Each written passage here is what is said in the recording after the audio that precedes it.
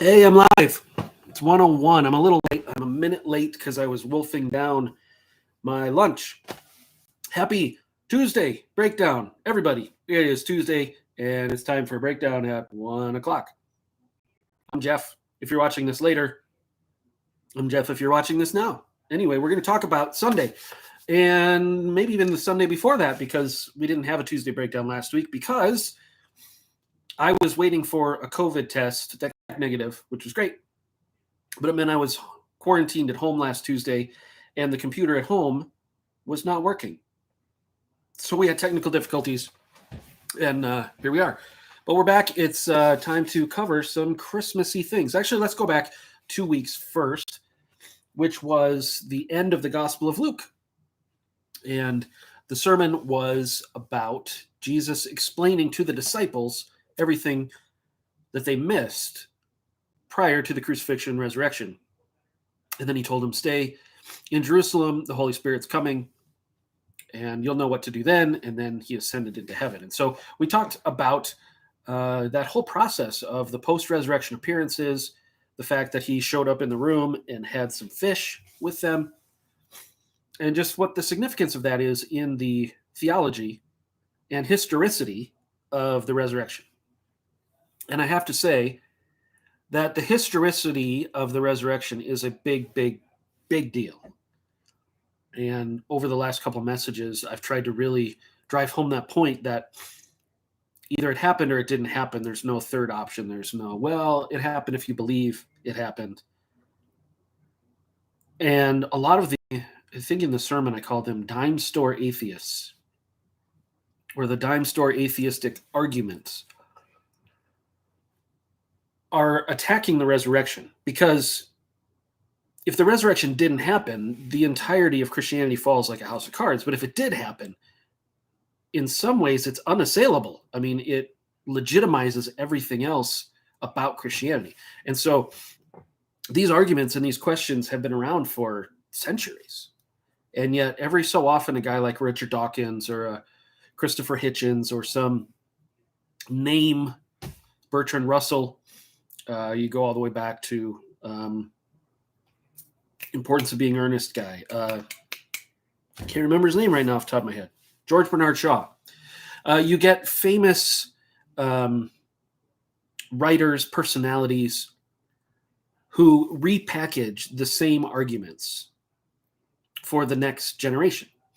And their books sell like hotcakes. And yeah, The God Delusion. Have you read that book? That's such a great book. It opened my eyes to all the things that organized religion is so horrible about. And the truth is, there is nothing new under the sun. And these accusations go all the way back to the time of Jesus, that the disciples must have stolen the body, or he really didn't die, or he just swooned, or the ones more recently now, because evidence and histories are, they're out of vogue right now. They're just so sloppy. Like, well, how do we know he even existed? Well, come on. And I tried to bring that out in the message that of all the centuries of human history, other than the one we live in now, or the 20th, I guess, if you want to put that one in, but of all the centuries of human history that we know the most about historically, from written evidence to archaeological evidence, it was when the Roman Empire was at its height, is where we have so much known history. When was the Roman Empire at its height? Well, Julius Caesar, then was followed by Augustus Caesar. Like, that all happened from about 30 BC, 50 BC, all the way up to the fall of the Roman Empire, or at least the decline of the Roman Empire, which happened after the emperors kind of, at least the time of the emperors. I have this book on my shelf, The 12 Caesars. There were 12 emperors of the Roman Empire. And the last one, I'm just going to get this so that we get it exactly right. The last emperor after Nero, after Galba, Otho, Vespasian, Titus, Domitian. Domitian was a rough dude, if you want to know Roman history. But Domitian was the emperor.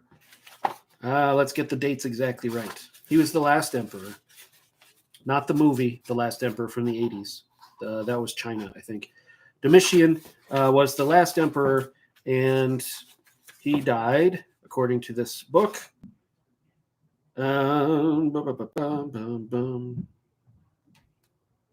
Assassination of Domitian, 96. He wasn't the last one.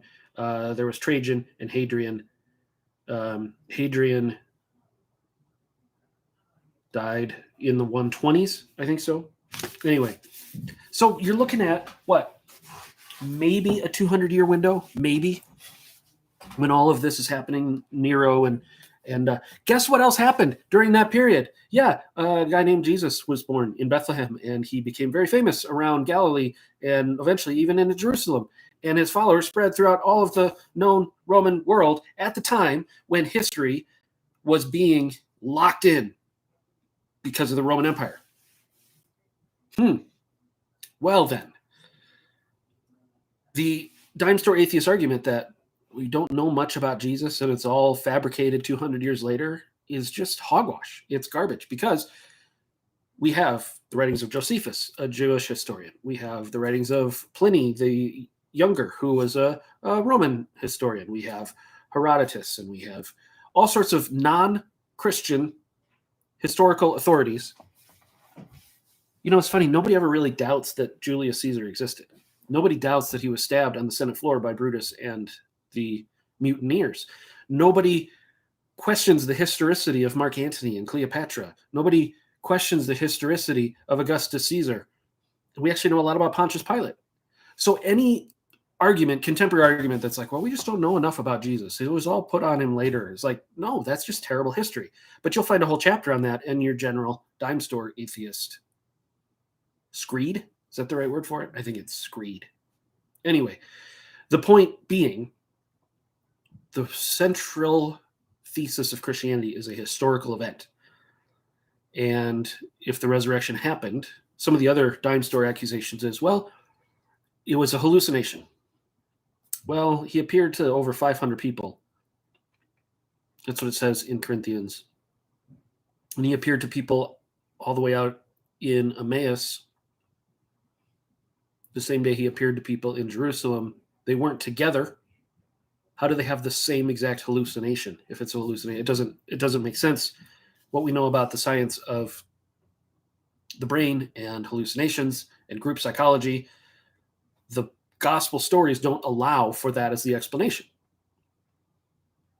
Nor is it, well, it was a spirit, it was a ghost. Well, that is kind of the whole point of the end of Luke, is they thought that until he proved himself that he wasn't. And he ate fish and he showed them his hands and feet. And he's like, I'm not a ghost, guys. I'm real. Anyway, I think we need to, as Christians, go through some of these details so that we know this isn't just wishful thinking, because that's the accusation, right? And I did a whole Thursday update on Roadrunner and Wile E. Coyote and the idea of wishful thinking as if gravity isn't a real thing. And the accusation against Christians is it's wishful thinking because supernaturalism isn't a real thing, is the viewpoint. Whereas I would postulate and challenge, if the resurrection really happened, then that's the gravity. That's what will always win out, because it really happened. And to pretend it didn't because of some anti-supernatural bias is actually the Wile E. Coyote. And eventually the truth will win out and gravity will win out. And the historical reliability of the resurrection is so strong that the more we spend time digging into it, the more convincing it becomes. But if we just accept the next wave of the same arguments trotted out that don't hold up to history, they don't hold up to archaeology, they don't hold up to reason, all they hold up to is a sense of self-satisfaction and arrogance that I'm smart and Christians are dumb. I don't buy that. I don't find that convincing at all. And I'm always kind of sad that more and more people are, because those books keep coming out. And it's actually some of the worst science ever is employed in trying to debunk supernaturalism. But I'm not going to go into that today. I'll just let that statement be what it is. But anyway, so I tried to bring that out in that last message there in the Gospel of Luke, which you can't really, and I struggle with this because the last section that we studied in that passage was pretty long. It was a good chunk of scripture that we still had left for that day. And what I wanted to do was go all the way into Acts 1, since it is the sequel and Luke wrote them both. They really should be studied consecutively, and they do overlap. The last section there of Luke and the first section of Acts covers the same time window, the same terrain, just in different perspectives, a little different detail. But I thought, how in the world am I going to have time if I do just the end of Luke? That's going to take up the whole time. I don't have time to get into Acts 1. But then I did anyway. I at least brought us into Acts 1:6, I think is the verse, where he's met with them, he's eaten with them, they're on the Mount of Olives. He went with them as far as Bethany, I think it says in Luke. But anyway, he's there with them. He's about to ascend into heaven. He's explained everything about himself from the Old Testament, everything he taught, that this is the way the Messiah is supposed to be, and I did it the right way, and they're finally starting to connect dots. But then in Acts 1:6, you get this. So now is it the time that you're going to restore Jerusalem? Like, now is the fire going to rain from heaven? Now are the armies coming? And so there's still that disconnect. And he says, no, we're going to do this my way, which is the way of the Holy Spirit, empowering you to be my eyewitnesses. Not your way, which is weaponize this and force everyone to believe it, or we'll kill them. And yet throughout church history, isn't it amazing how often we still don't get this right?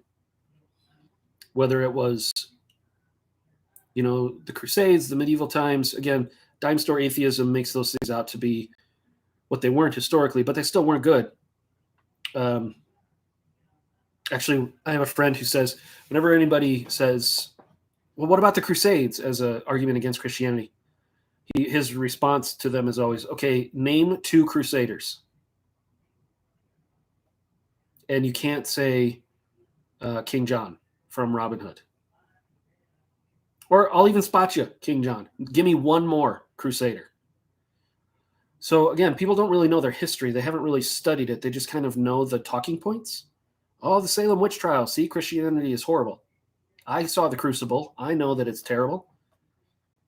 Your stance on evolution. I saw Inherit the Wind. I know Christianity is terrible. It's like, okay, work a little harder. Dig a little deeper. Because that is not telling you the whole story. Anyway, what was I saying? Oh, but we did, throughout church history, try to weaponize so that everyone would be kind of forced into believing. Not everybody. I mean, there was a legitimate passing of the torch to gospel, spirit-filled eyewitness proclamation of who Jesus is, which is how we got to where we are today, because that has been faithful. God has been faithful throughout history. But of course, even here in the United States, it's kind of like, well, if we can elect people who agree with our view, we can force the culture into Christian-y things. Is that really the goal? Is it something that we need to legislate, or is it something we need to just love our neighbor and have it be part of our culture because of the influence we have? Or do we need to politicize it? Is now the time where you're going to bring all the armies and prove that we're right and vindicate us? But interestingly, now that I've said all that, Jesus in Acts 1, he didn't say it wasn't going to happen. He just said it's not going to happen now. You guys don't get to know the time, he said. It's all going to happen when the Father's decided. And when it happens, you'll see it. The Son of Man will come back just the same way you're going to see me leave now, he said. So there is a day of vindication. There absolutely is a day where all these Christmas promises that we're talking about here in Advent, where the government will be on his shoulders, right? That will happen, and it is coming, and that's why we prepare for Advent, for his second coming, as we talk about the advent of his first coming, because that day is going to come, and those who have suffered for their testimony will be vindicated. The whole world will see who he is. Every knee will bow. Every tongue will confess. But the big question is, who makes that happen? Do we make that happen, or does God make that happen? When the disciples asked Jesus that question, he reminded them, no, the Father is the one who's going to make that happen. You guys just go and bear witness. Be my eyewitnesses. Tell everyone what you have seen and heard. And so that's what we do. That's what we're doing. That's what we're about. That's my rant for today. What else? So now we should transition into the Christmas season. And we did our Christmas Sunday this last 2 days ago on Sunday. And we talked about angels. And I should peel back the curtain, like we like to do in these Tuesday breakdowns, what goes through the mind of a preacher. And when it comes to Christmas, I think I've talked about this in previous Tuesday breakdowns. Christmas comes every year, and it is such a major event in the church calendar. The question is, how broad do you make that event? Like, do you do it just the Sunday before? Do you do a 4-week Advent series? When do you start singing Christmas carols in your corporate worship? How many do you do? This is a challenge Carissa and Tanya and I face pretty much every year, and every music director of every church faces. When do you start doing carols? Can you do carols? And I know we've talked about this. Can you do carols that are still corporate worship and not just go too far into sentiment? Sentiment, not sediment. That's a very different thing. So how do you thread that needle? And we try. And fortunately, we had Luke already mapped out. So this wasn't a huge debate. It was kind of like, we're going to finish Luke, and then whatever time left, we'll do for Christmas. And fortunately, we had Sunday left. So that was good. But then, as I approach that, all I see on the preaching calendar is Advent Sunday. That could be anything. What do I talk about? Do I talk about the Magi? Do I talk about the shepherds, Zechariah? How about Simeon and Anna? And how many Christmas services can you do before repeating yourself the next year? And the answer is not nearly enough. So I went back through my notes. What have I done over the last 5-6 years? I don't remember. I don't expect you all would remember until I get up and do the same one I did last year. And then people would be like, I think I've heard this one recently. So I have a couple in my back pocket. I can do it any Christmas, like the Emmanuel sermon. I can do that any Christmas. I've done the Magi plenty. I can do the names of Jesus from Isaiah 9, Bethlehem. I have a whole Bethlehem sermon that I might do on Christmas Eve on Friday, but I think I'm going to focus more on Mary and her song, the Magnificat, that we came across in the passage we studied on Sunday. But those are the questions. And for some reason, actually, I know the reason, we were talking about the Christmas carols we were going to sing, and the ones that Carissa had picked for Sunday the 19th were the angels. Hark the Herald Angels Sing, Angels We Have Heard on High. And I thought, yeah, let's talk about angels. Let's build the Christmas message around their visitations. And it was kind of fun. I've never done one on all of those in one sermon. I've done the angels meet Zechariah, and that's a message. I've done the angels meet Mary, Gabriel meets Mary, and then I bring in the visitation to Joseph from Matthew, or I've done the shepherds many, many times. So which one do you do? And I thought, well, let's put them together and follow Luke's thread, since we now have Luke in our back pocket. Let's figure out how to do that. So we did that, and it was fun. It was fun. But I will tell you this. I've said this many times. I will say it again. There are 3 sermons I preach every Sunday: the one I write, the one I deliver, and the one people hear. And the one I wrote was much better than the one I delivered at the 8:30 service. That's how I felt completely. I felt slow. The synapses weren't firing. I made a huge mistake. And if anybody caught it, I apologize. But I was talking about the message from Gabriel to Zechariah, that people would rejoice at the news of his son's birth. And as I started talking about it, I lost my train of thought and started talking about it as if this is the birth of Jesus that people would rejoice at. But I was still in the John section. And so it came across as, when we gather to worship Jesus, we're really gathering to worship John. And that's totally not what I meant. And I'm not sure if anybody caught up but me. But I'm like, oh, that was bad. It just was not quite there. But then I ran into a bunch of people in the lobby who were very generous and gracious, and I think honest. I don't think they were trying to blow smoke or butter me up, but they had the look on the face like, that was a great Christmas message, Pastor. And I'm like, it really wasn't. I didn't say that, but I thought that. Like, oh, that was the best Christmas sermon I've heard in years. And I'm like, really?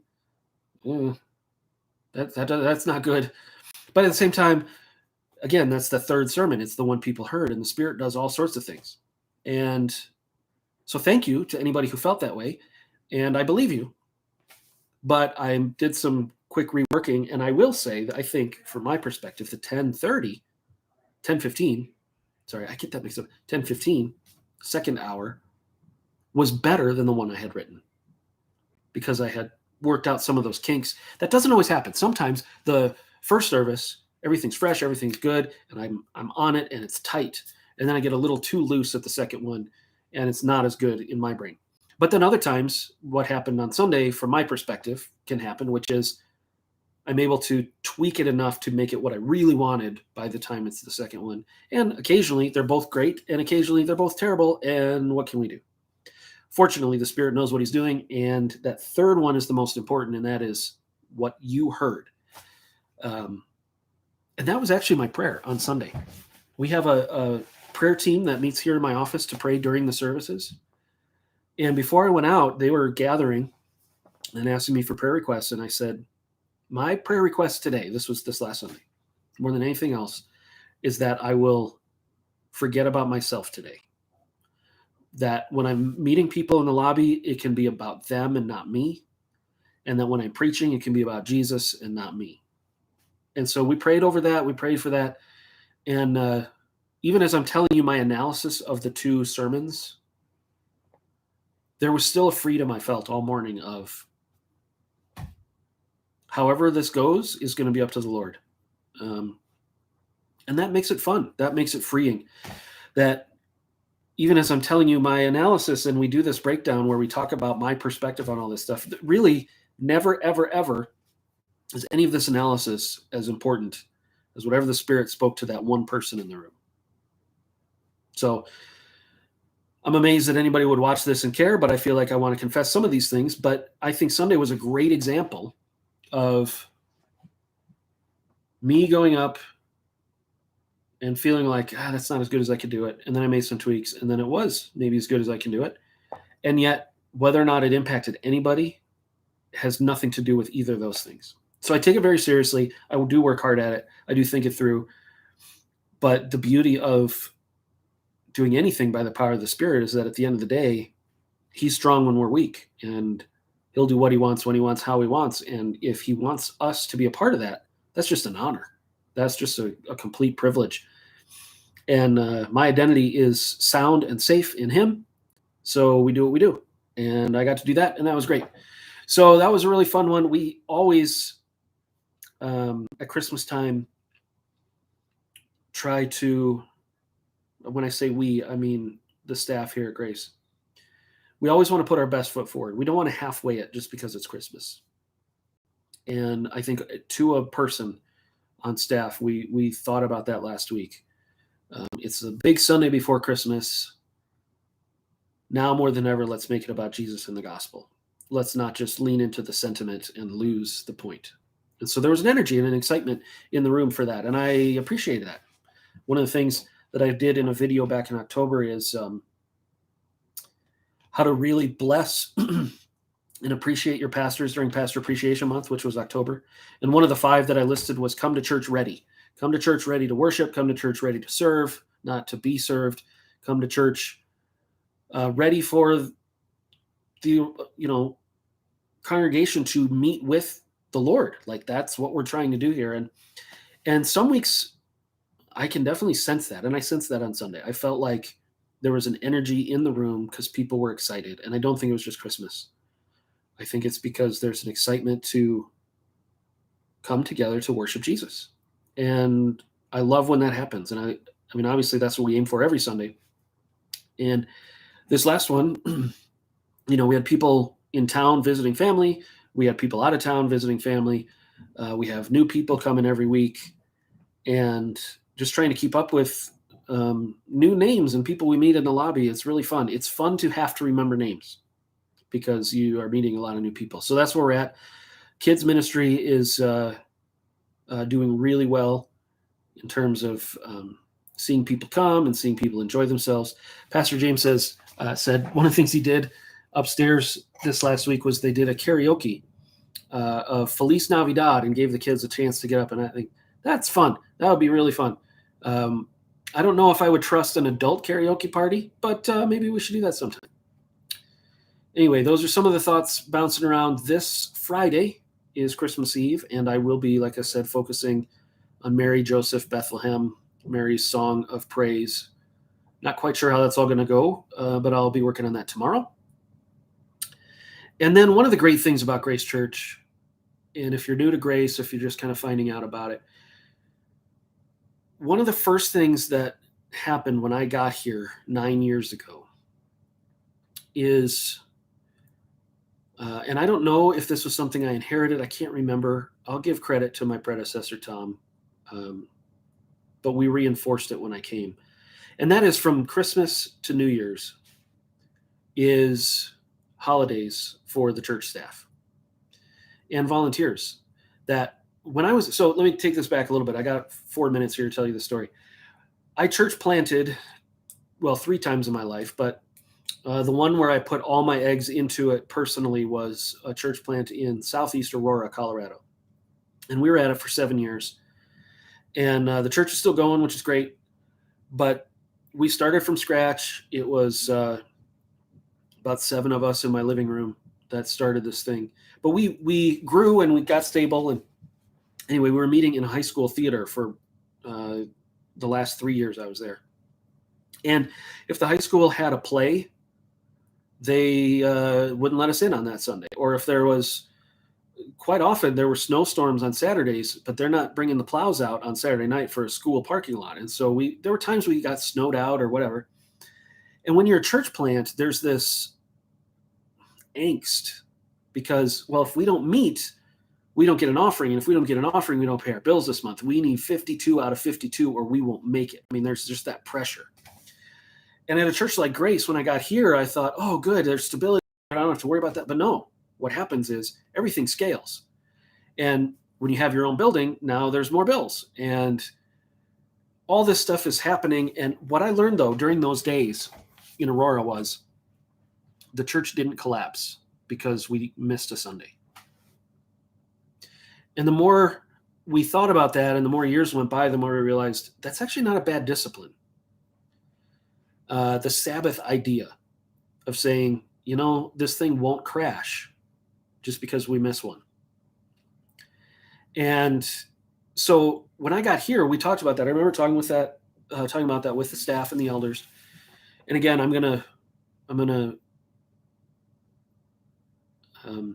give props to Tom that this was already in the works. But basically, after Christmas Eve service, we shut down.